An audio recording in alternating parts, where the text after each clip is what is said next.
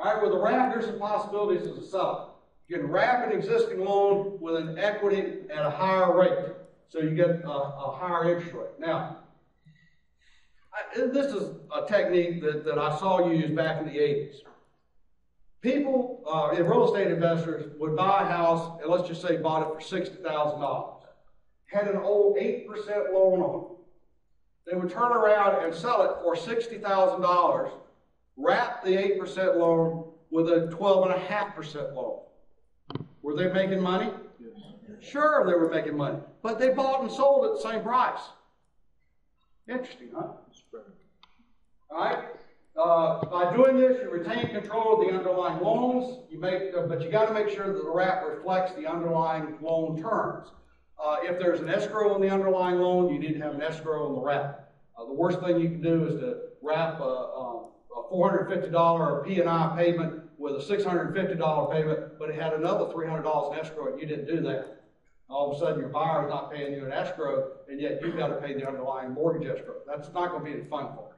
So make sure that the wrap reflects the underlying. Collect the total amount for the wrap payment, and from that, you pay the underlying loan. That's all. That's the requirement of the wrap. It's great for building wealth in your IRA, which you'll see by an example we have shortly. Let's look at an example wrap. You sell a property for $150,000. You take $7,500 as a down payment. There's an existing loan on the property of $120,000 at 7.25%. You wrap that existing loan with the remaining $22,500 in equity, and the wrap loan carries an 8.5% interest rate. Now, question: does the new loan that you have $142,500 at 8.5%, is the yield on your $22,500 greater than or less than 7.25%? Okay, that's right, greater. Is it greater than or less than 8.5%? Greater. Anybody got a guess? Works out to 15.65%. Okay. Is that a nice little return?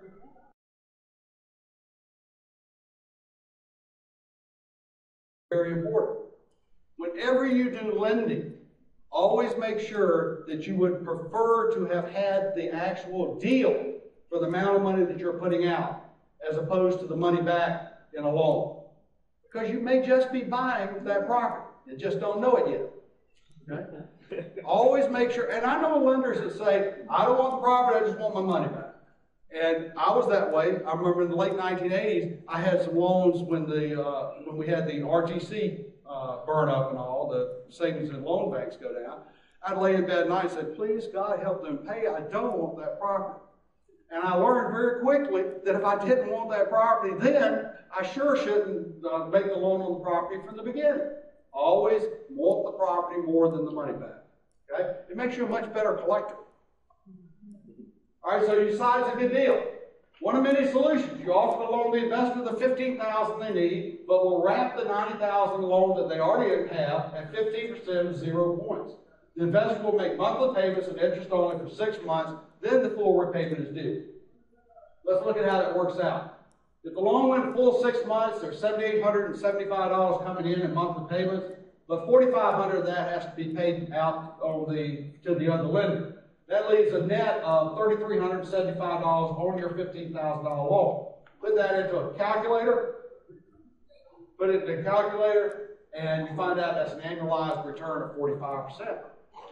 Is that okay? Is that good for an IRA? Oh, yeah. Absolutely. Wraps are great tools to build IRAs.